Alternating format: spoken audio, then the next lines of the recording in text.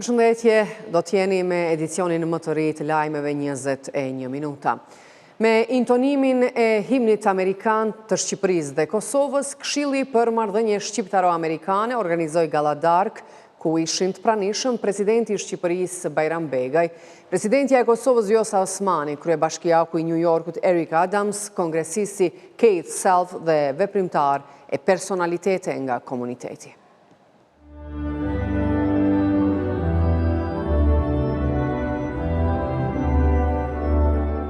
Mysafirët i përshëndeti presidenti Martin Vulaj, i cili tha se para 23 vitesh mu në këtë vend, Këshilli për Marrëdhënie Shqiptaro-Amerikane nderoi presidentin Clinton. Ishin këto kohë kur komuniteti shqiptar ishte shumë më aktiv dhe më i organizuar dhe zëri i tij dëgjoi deri në Washington dhe ku sipas tij janë përdorur idealet që të luftohet për drejtësi, për pavarësitë Kosovës dhe për njohje të reja. Ndërsa presidenti Begaj foli për miqësinë mes popullit shqiptar dhe amerikan, që bazohet në besim, respekt dhe vizionin e përbashkët për një botë më të mirë. Në kohë të errta, Shtetet e Bashkuara të Amerikës e ndriçuan Shqipërinë dhe në kohë dyshimin dhe nguximin. Dhe sot, derisa ballafaqohemi me sfidat e kohës, jemi të sigurt se lidhja mes kombeve tona do të vazhdojë të jetë burim force dhe stabiliteti. Presidentja Osmani tha se historia e lirisë së Kosovës dhe shtetësisë së saj nuk mund të thuhet pa komunitetin shqiptaro-amerikan dhe pa mbështetjen e SBA-s.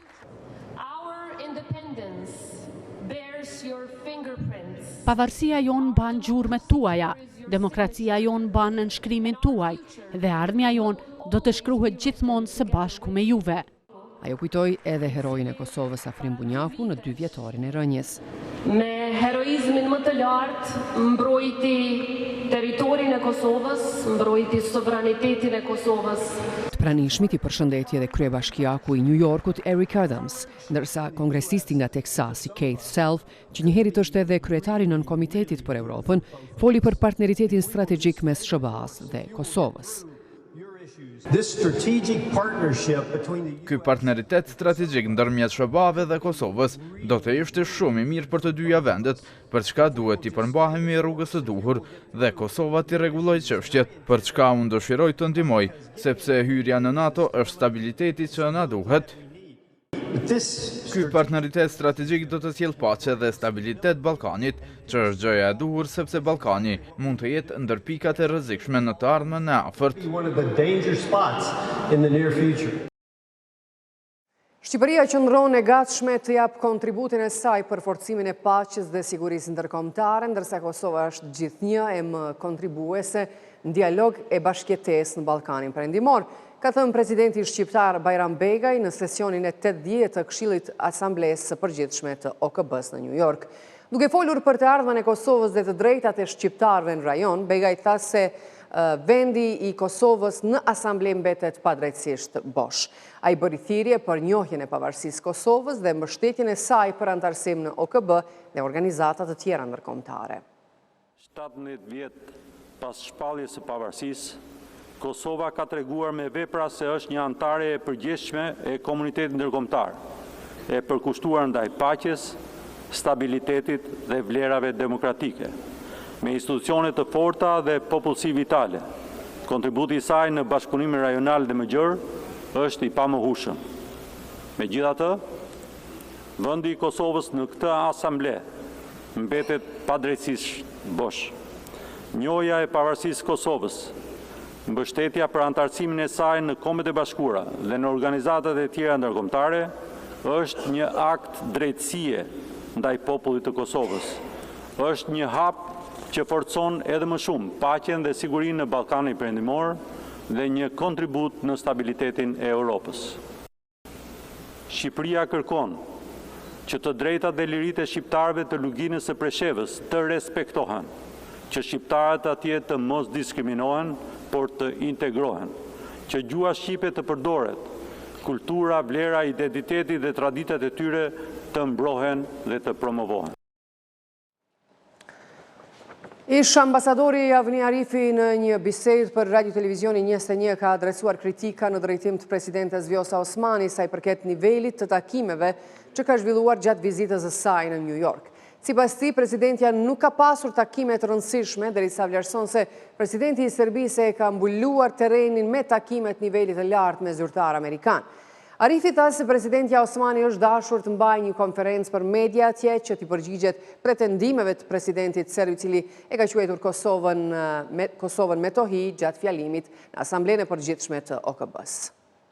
Këtë vit ka shku vetëm presidentja, në bazë të asaj që ka kemi po, takimet i ka pas shumë të varfra. Dhe më thonë, nuk kemi po ndoj takim me ndoj vend që është ofër me në njoft, ose që duhet me në njoft, e kemi po një inskenim të një takimi me Rubjen që ishte nga një koktej faktikisht. Në koktej mund është gjithmonë me shku, me bisedu me në rrudu të rifjallë, me bo një fotografi, që nuk ishte takim bilateral.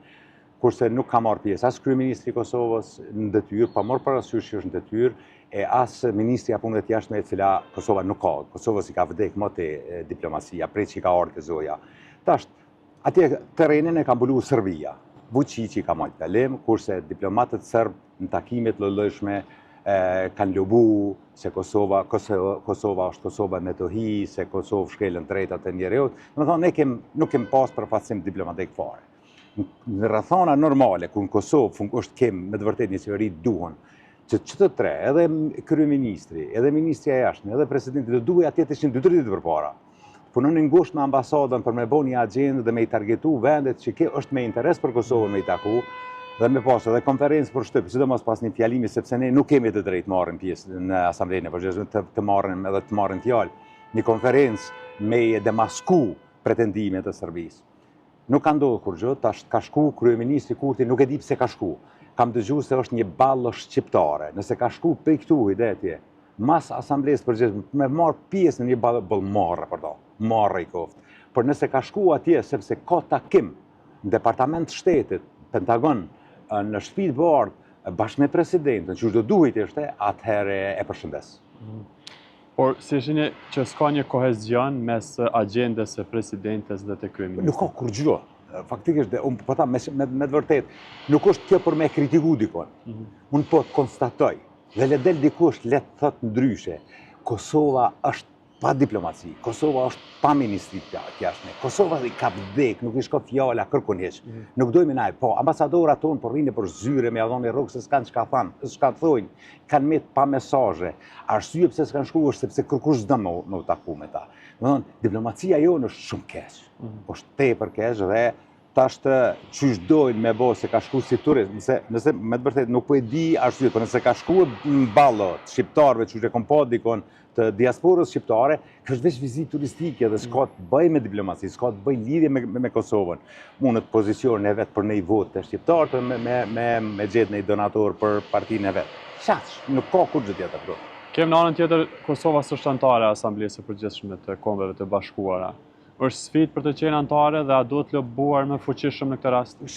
Kjo është, për këtë nuk fajsohet kjo qeveri, sepse është Rusia dhe Kina janë antarët Këshillit të Sigurimit. Ata kanë të drejtën e vetos dhe është pothuajse është e pa imagjinueshme që na me u antarësu në OKB. Mirë po, në Asamblenë e Përgjithshme, përveç marrje pjesë në seancët plenare dhe drejtën fjalë, unë kam qenë aty me ish kryeministrin, aty trajtohesh faktikisht sikur shtet.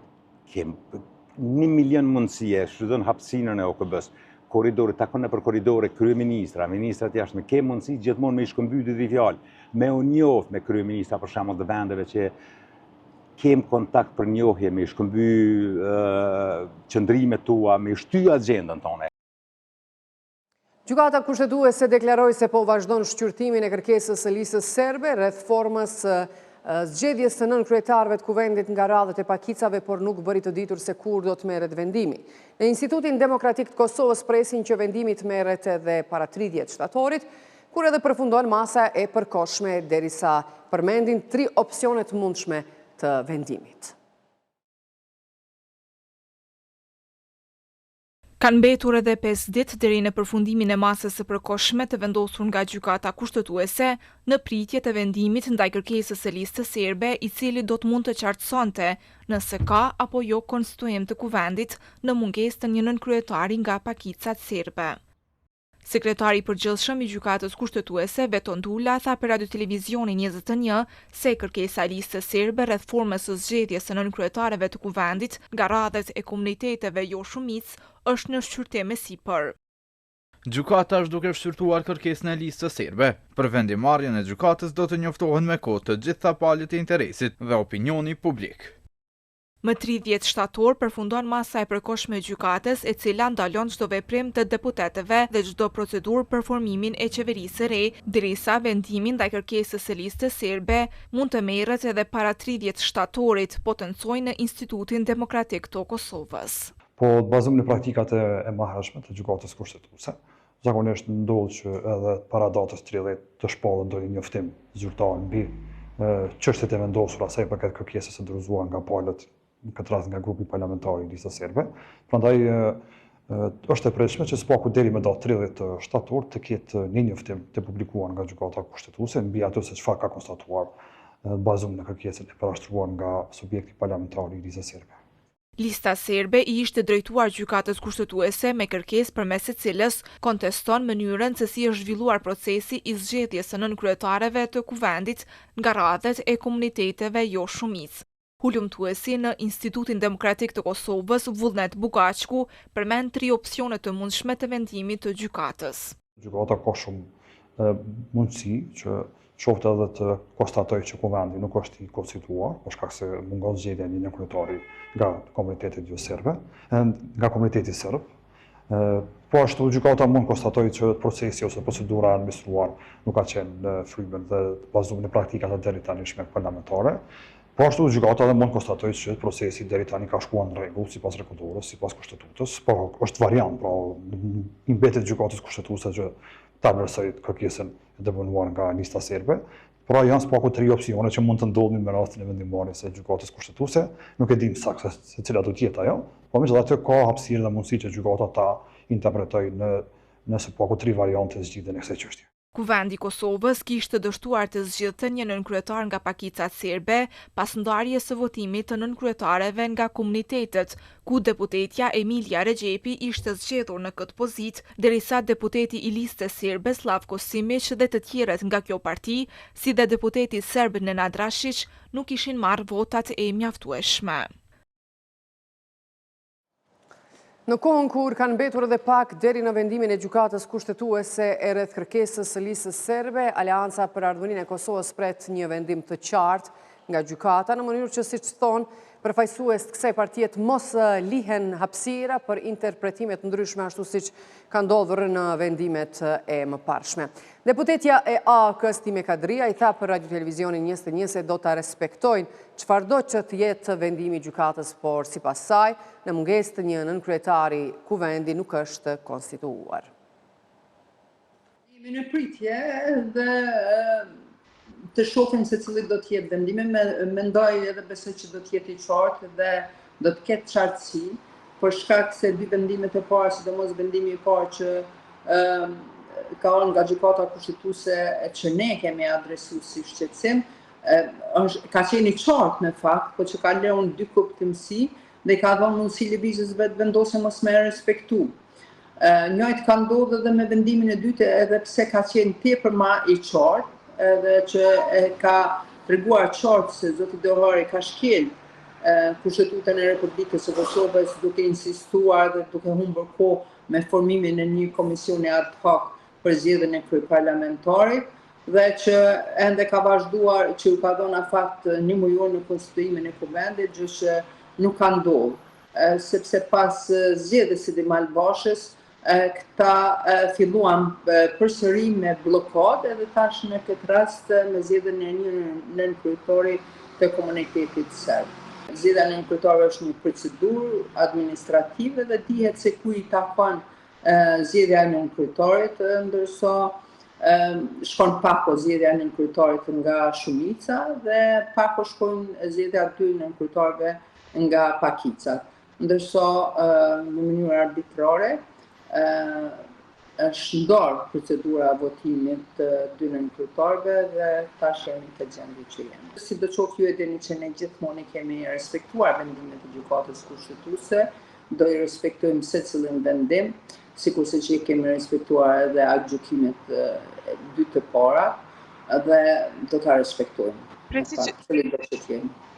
Ne nuk mundem me prejudiku në vendimet e gjykatës kushtetuese, asnjëherë nuk kemi prejudiku, të organet më të lartë legjislativ dhe vendos se është konstituar kuvendi apo nuk është konstituar. Me qenë se nuk janë zgjedhur gjithë nënkurtorët, unë mendoj që nuk ka pas konsultim të kuvendit. Ambasada e Francës në Kosovë ka njoftuar se Gjandarmeria Kombëtare franceze po merr pjesë në dislokimin e njësisë së policisë rezervë të trajnuar të EULEX-it për të mbështetur stabilitetin dhe ndërtimin e besimit veçanërisht në prag të zgjedhjeve lokale. Gjandarmeria Kombëtare është krenare që kontribuon së bashku me partnerët e saj evropian forcimin e sigurisë të gjitha komuniteteve në Kosovë, shkroi ambasada. Ky bashkëpunim, ambasada franceze tha se dëshmon angazhimin e forcës edhe të Francës për forcat e saj të gjandarmerisë për paqen dhe sigurinë në Kosovë dhe në Ballkan. Gjykata themelore në Prishtinë më 18 shtator 2025 ka lëshuar urdhëresë për sjellje me detyrim në seancë ndaj ministrit në detyrë të punëve të brendshme Xhelal Sveçlla dhe deputetëve të vetëvendosjes Sali Zyba dhe Fitore Pacolli Dalipi, të cilët bashkë me ish deputeten e Lidhjes Demokratike të Kosovës Drita Millaku akuzohen për hedhjen e gazit lotësjellës në kuvend në mars të 2018-s. Kjo urdhëresë është lëshuar pasi Sveçlla, Zyba dhe Pacolli munguan në seancën e 16 shtatorit 2025. Për tret akuzuarit, gjyqtari Sabit Sadikaj në atë seancë tha se janë ftuar sipas proces verbalit të seancës paraprake dhe nuk kishte kërkesë për shtyrje të seancës. Ministria për Evropën dhe punët e jashtme Elisa Spiropali tha sot se Bashkimi Evropian duhet t'ia heqë sanksionet Kosovës, ndërsa u shpreh ke qartë që ende nuk kanë arritur konstituimin e kuvendit. Duke ndaluar të sulmi në Banjsk, Spiropali tha se qartazi ai ishte një sulm terrorist dhe se autorët duhet të dalin para drejtësisë.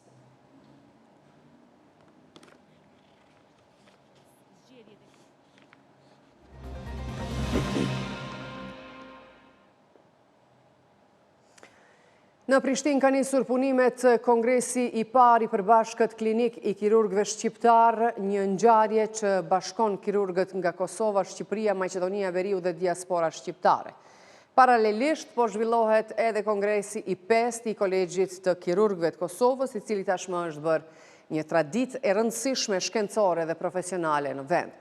Këtë vit, Kongresi Klinik i Kirurgjisë sjell së bashku 235 kirurg, ndërta 74 ekspert ndërkombëtar nga Shtetet e Bashkuara të Amerikës, Europa dhe rajoni, të cilët do të ndajnë përvojat, inovacionet dhe sfidat më të reja në fushën e kirurgjisë moderne. Kryetari i Kolegjit të Kirurgëve të Kosovës, Rifat Latifi, tha se numri i pjesëmarrësve për këtë vit është jashtëzakonisht i madh. Ky është kongresi 5 i Kolegjit të Kirurgëve të Kosovës, po është edhe më e bukur se ky është kongresi i parë i gjithë kirurgëve shqiptar, nga që kado që janë, prej Shteteve të Bashkuara të Amerikës, Kosovës, Shqipërisë, Maqedonisë Veriore, gjitha shtetet evropiane. Në fakt ne kemi pas këtë kongres të tillë edhe më përpara, po nuk i kemi quajt ashtu siç duhet me quajt. Kongresi i parë shqiptar. Ne kemi në fillim ligjërues prej Argjentine, në Evropë, në Shtetet e Bashkuara të Amerikës, në lindjet mesme, po kemi edhe shumë punime shkencore nga Shqipëria, posaçërisht, pastaj nga Maqedonia Veriore, edhe këtu nga Kosova. Ne kemi më shumë se 65 ligjërues të jashtëm. Pastaj kemi më shumë se 50 o 60 ligjërues të brendshëm, do thotë nga trojet shqiptare, pastaj kemi ligjërues nga vendet evropiane të Austrisë, Anglisë, Gjermanisë e vendeve tjera. Kështu që është vërtet një konglomerat e madh të gjitha degëve kirurgjike, por mos ketë konferenca, mos ketë kongrese akademike shkencore. Në çfarë mënyre ne do ta përndanim dituninë edhe ato të reja në shëndetësi e në mjekësi. Ato nuk mund të bëhen përmes Facebookut, të bëhen aty ku diskutohet në mënyrë akademike, në mënyrë shkencore. Këtë kongres na e bëjmë kësaj radhe këtu në Prishtinë. Kongresi ardhëm shqiptar, i kërruar shqiptar do të mbahet në Tiranë, e pastaj do të mbahet në Shkup.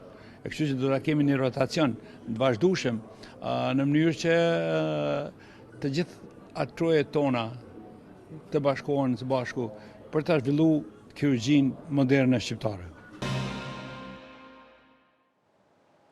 Një ngjarje e madhe kulturore është duke u zhvilluar këtë javë në Kosovë. Mbi 60 poet nga gjitha trevat shqiptare, si dhe nga Evropa, i ka bërë bashkë festivali poetik i organizuar nga Unioni i Shkrimtarëve dhe Kritikëve Shqiptar. Unioni i Shkrimtarëve dhe Kritikëve Shqiptar edhe si vjet organizoi me sukses festivalin e poezisë dhe simpoziumin e krijuesve ku po marrin pjesë mbi 60 poet dhe kritik nga të gjitha trevat shqiptare si dhe nga Evropa. Festivali filloi me datën 23 pikërisht në Podjev, në orën përkujtimore për poetin tonë të ndjer Fatmir Halimi, cilin e përkujton dhe me dinjitet të thellë. Pastaj vazhdoi në Prishtinë në Bibliotekën Kombëtare dje, ku kishim edhe përurim të librave në këtë festival, ku ishte simpoziumi, dhe sot po vazhdojmë këtu në pishat e Sllatinës në ajrin e pastër të freskët, ku frymëzohen edhe poetët cilët me dashamirësi për të 35 vit ky festival që organizohet edhe mbahet këtu. Për të vazhduar pastaj nesër odiseadën tonë poetike të festivalit në Lezhë, të vërtetë do të shkojmë me trajekt, edhe në trajekt aty do të organizojmë një orë të bukur letrare në liçenin e Komonit, derisa të kalojmë në Fierz atje, me vargjet e bukura nga shkrimtarët Ukrainës, Francës, Spanjës, Anglisë, që janë mesin tonë. Plot një javë ditë aktivitete, veprimtari të lloj-llojshme që begatojnë jetën tonë kulturore që po na mungon shumë kohëve të fundit. Shkrimtari Reshat Sahitaj, që është edhe njëri nga organizatorët kryesor, vlerëson se ngjarjet si kjo e ndërkombëtarizojnë krijuesin si dhe krijimet shqiptare.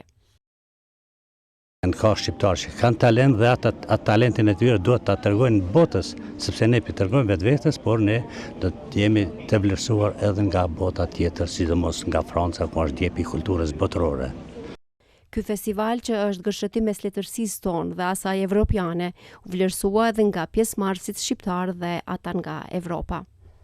Souvent le Kosovo, pays que j'adore. E adhuroj Kosovën, i adhuroj shqiptarët, gjuhën dhe poezinë shqipe. Les amis.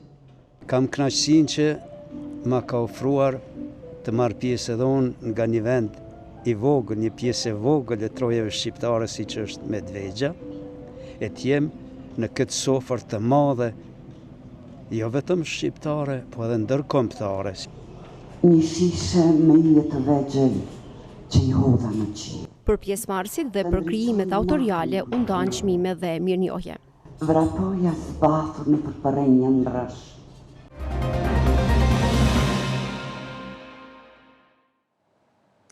Në sportin kosovar po ndërmerren hapa të rinj për të adresuar rastet e abuzimeve, bullizimit dhe ngacmimeve që prekin sportistët dhe komunitetin sportiv. Sigur në të gjitha shtetet tjera, edhe Kosova nuk bën përjashtim sa i përket rasteve të abuzimit në sport, por sfidë mbetet adresimi dhe gatishmëria për t'i raportuar ato. Vlora Braha, zyrtare për integritet në sport, thot se sportistët kosovar tashmë ka një dritare të rejt hapur pikrisht për rastet e abuzimeve dhe se raportimi aty mund bëhet në mënyrë anonime. Një adresë zyrtare, ku kush do, nëse veç pak ndihet që diçka nuk është në rregull, mundet me u anku.